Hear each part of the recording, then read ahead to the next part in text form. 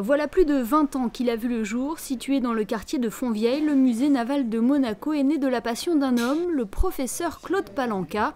Ce musée est consacré à toutes les marines, mais depuis mercredi, il s'est mis à l'heure russe en inaugurant une nouvelle exposition en rapport avec l'année de la Russie en principauté.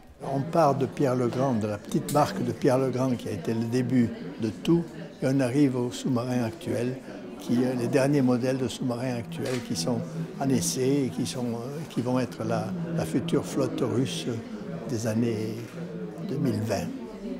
Donc on peut voir des navires de différentes batailles contre les Suédois d'abord, puis contre les Turcs, puis bien sûr contre les Japonais et contre les Allemands.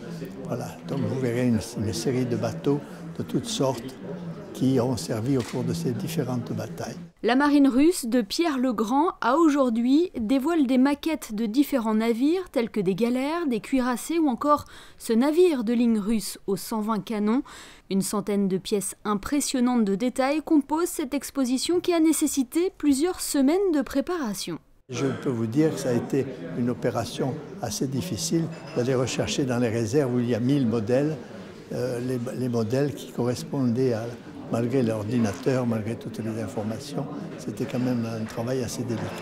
C'était important pour vous de vous associer à cette année de la Russie? Bien sûr, je suis un ancien consul de la Fédération de Russie, j'ai été 17 ans consul, donc c'était un devoir pour moi de pouvoir le faire.